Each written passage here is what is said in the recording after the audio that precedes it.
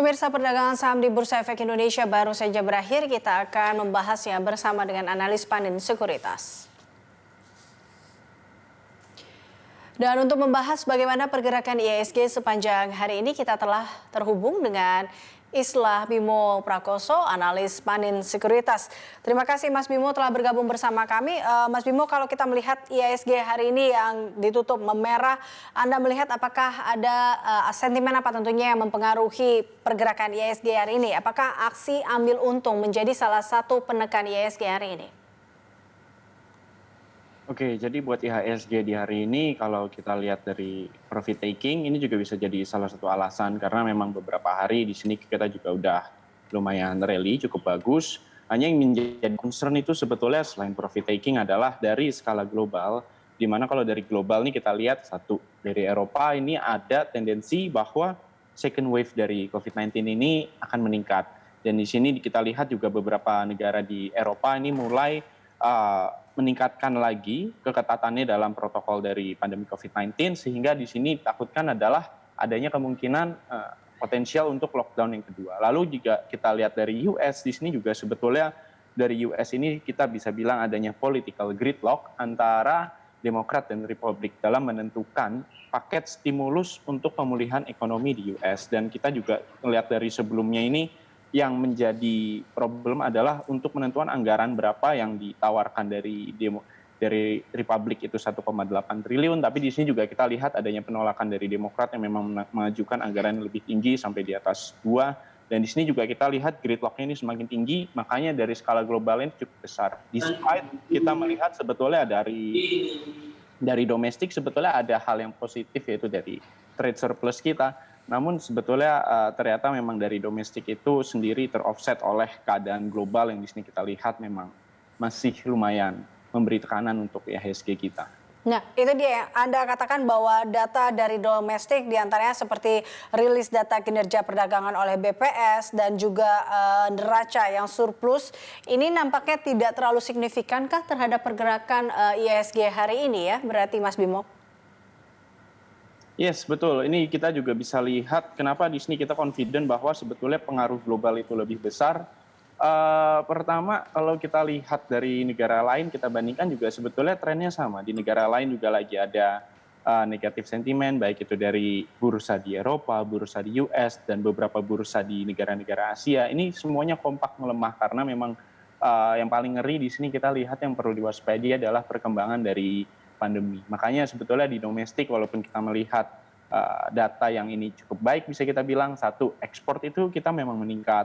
Kedua juga dari impor, di sini kita ada peningkatan impor yang menandakan bahwa sebetulnya mulai ada confidence dari dalam negeri untuk perbaikan ekonomi. Karena juga kalau kita lihat komponen impor kita, itu yang meningkat adalah komponen-komponen impor barang-barang untuk barang modal atau barang untuk kebutuhan produksi. Makanya di sini kita lihat sebetulnya ada hal yang confidence itu mulai meningkat, tapi sebetulnya semua teroffset karena kita lihat dari negara-negara global itu kompak melemah. Gitu. Baik, ini kalau kita tadi berkata dengan global yang cukup mempengaruhi, berarti ini kalau kita lihat perkembangan Brexit dan juga stimulus pandemi Amerika Serikat, ini juga menjadi sebuah bisa dikatakan sentimen yang mempengaruhi IHSG hari ini. Yes, betul. Salah satunya juga yang tadi harus kita lihat juga di highlight itu di Brexit ya. Brexit ini kan juga lagi ada yang namanya stalemate. Jadi ini untuk passing the bill tentang internal market bill-nya. Ini yang dipropose oleh UK dan di sini juga kita masih menemukan stalemate antara UK dengan EU sendiri. Apakah bill ini bisa di-pass atau tidak, dan ini kita lihat dalam beberapa minggu lagi penentuannya, di mana ini sebetulnya kalau kita bicara dari dampak ekonominya, entah Brexit ini jadinya seperti apa untuk jangka panjang. Kalau kita lihat ke negara-negara Asia, di sini sebetulnya ada peluang yang bisa di-capture, yaitu di sini kan berarti akan ada kebutuhan ekonomi lainnya yang biasanya dipenuhi oleh UK atau EU ke UK itu trade-nya, ekspor-impornya itu bisa diisi oleh beberapa negara lain. Namun untuk jangka pendek, di sini yang menjadikan kenapa malah isunya itu negatif, sebetulnya adalah risiko politik di sesaat yang terjadi di UK dan di EU, sehingga di sini memaksa investor-investor global untuk mengalokasikan kembali portofolio-portofolionya yang ada. Jadi di sini yang kita takutkan dari hal itu, dari Brexit dan juga dari di election di US yang kita nih harus tunggu untuk beberapa bulan lagi untuk mendapatkan kepastian. Makanya di sini kita lihat jalan-jalan ini adalah momen-momen ini adalah momen yang cukup uncertainty, cukup uncertain. Oke, nah ini di tengah uncertainty ini, ketidakpastian ini kita juga melihat ada beberapa langkah yang dilakukan, yaitu mergernya beberapa bank termasuk dengan Bank BRI Syariah dengan mempengaruhi harga sahamnya. Ini kita lihat harga saham BRI kemarin cukup menguat. Nah, Anda sendiri bertanggapan seperti apa analisis terkait dengan mergernya Bank BRI Syariah serta juga dengan Undang-Undang Cipta Kerja yang begitu ramai pekan ini? Oke, jadi pertama buat BRI Syariah ya. Buat BRI Syariah itu dari mergernya. Ketika keadaan ekonomi sedang penuh dengan ketidakpastian, volatility juga cukup tinggi, perbankan itu sangat perlu yang namanya modal yang cukup besar. Jadi di sini untuk perbankan, size does matter. Jadi semakin besar size yang dimiliki oleh perbankan, maka semakin kuat dalam menghadapi potensi-potensi tekanan ekonomi yang akan datang. Dan dengan adanya merger dari 3 bank ini, tentu kapasitas dari perbankan itu, yaitu dari nominal permodalannya, di sini akan meningkat sehingga kalaupun harus ada tekanan lagi, di sini kita lihat ada hal yang positif. Untuk menahan potensi-potensi tekanan. Kedua dari RUU Cipta Kerja juga sebetulnya di sini kan kita lihat bisa dilihat dari berbagai sudut pandang, berbagai perspektif. Hanya kalau kita bisa pilah-pilah beberapa hal untuk dunia usaha, di sini kita juga memang ada hal yang positif, yaitu perizinan usaha untuk UMKM, dan di sini juga untuk sektor konstruksi tentang pengadaan lahan, yang dimana di sini bisa nge-boost kita punya roda perekonomian kembali berjalan.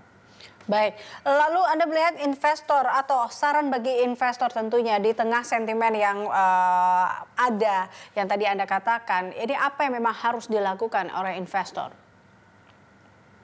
Oke, jadi buat investor yang kita bisa lakukan adalah pertama, kita harus conserve porsi kas kita untuk jaga-jaga kalau memang ada penurunan lagi, di sini kita masih bisa bilang kita bisa ngambil beberapa pilihan yang itu under value. Dan pilihan seperti apa? Pertama, kita bisa masuk ke pilihan yang memang relatif sektor itu kita bisa bilang sektor yang solid kalau kita bandingkan ke sektor yang lain, yaitu perbankan. Kenapa perbankan solid? Kalau kita lihat posisi dari perbankan yang sekarang, kalau kita bandingkan ke tahun-tahun yang dulu, krisis-krisis yang dulu, itu lebih kuat porsi capital adequacy ratio-nya. Sehingga kalau memang ada tekanan, perbankan sekarang itu kita bisa bilang lebih kuat. Dan beberapa contohnya di sini adalah Bank BRI, BBRI, di sini kita bisa ngelihat harganya di 3.310, at least mungkin akan ada tekanan sampai turun ke 2950, 2975, tapi untuk long term di sini kita juga masih memiliki prospek pada BBRI. Kedua dari BBCA, di sini juga ada prospeknya, walaupun BBCA ini dalam jangka pendek dia menurunnya cukup dalam sampai hampir 2% penurunannya. Namun kalau kita lihat harus turun lagi, sebetulnya BBCA ini akan tertahan di level 28.800 atau 2.775. Namun untuk ke depannya, kalau kita lihat dari fundamentalnya sendiri, Bank BCA ini mampu mengcapture pertumbuhan ekonomi, pemulihan ekonomi yang akan kita lihat di 2021, karena porsi loan to deposit ratio BCA itu yang masih cukup rendah, sehingga BCA masih punya banyak amunisi untuk capture demo.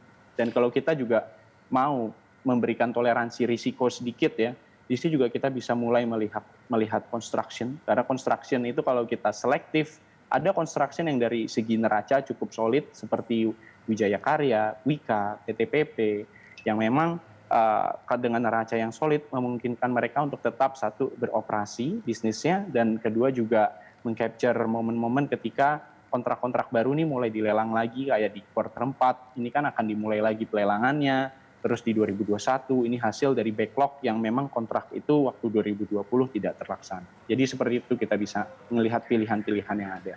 Baik, terakhir singkat saja Mas Bimo, prediksi Anda untuk IHSG besok apakah masih akan melanjutkan pelemahannya atau mampu bangkit atau rebound?